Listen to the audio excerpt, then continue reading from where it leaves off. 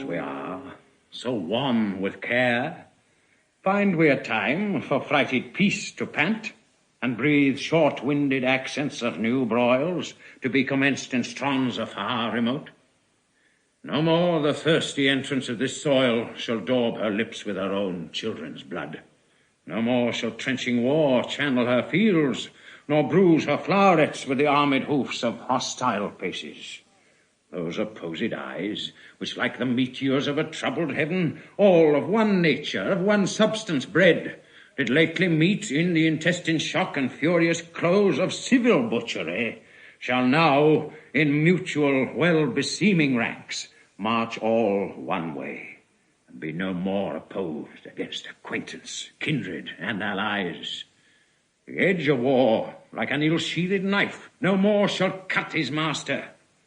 Therefore, friends, as far as to the sepulchre of Christ, whose soldier now, under whose blessed cross, we are impressed and engaged to fight, forthwith a power of English shall we levy, whose arms were moulded in their mother's womb to chase these pagans in those holy fields, over whose acres walked those blessed feet, which 1400 years ago were nailed for our advantage on the bitter cross. But this our purpose now is 12-month old, and bootless 'tis to tell you we will go. Therefore we meet not now.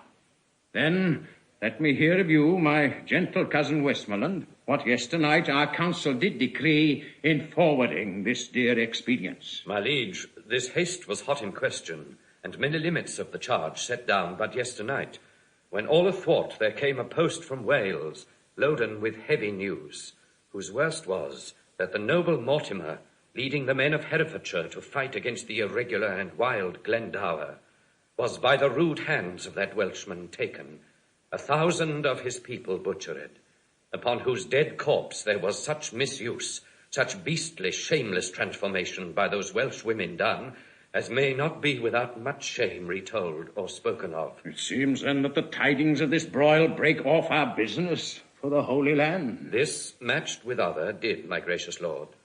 For more uneven and unwelcome news came from the north, and thus it did import.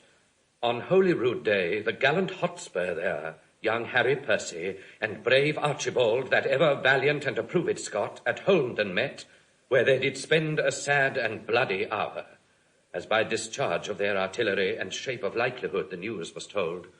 For he that brought them in the very heat and pride of their contention did take horse uncertain of the issue any way. Here is a dear, a true industrious friend, Sir Walter Blunt, new lighted from his horse, stained with the variation of each soil betwixt that Homildon and this seat of ours. And he hath brought us smooth and welcome news. The Earl of Douglas is discomfited. 10,000 bold Scots, 22 knights, balked in their own blood, did Sir Walter see on Homildon's plains. Of prisoners, Hotspur took Mordick, Earl of Fife, an eldest son to beaten Douglas, and the Earl of Athol, of Murray, Angus, and Menteith. And is not this an honourable spoil, a gallant prize? Ha, cousin, is it not? In faith it is. A conquest for a prince to boast of.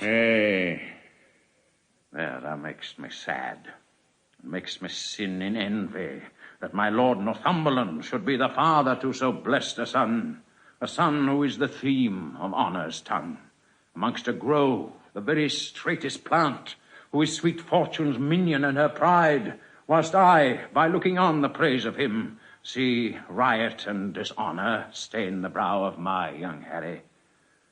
Oh, that it could be proved that some night-tripping fairy had exchanged in cradle clothes our children where they lay, and called mine Percy his Plantagenet.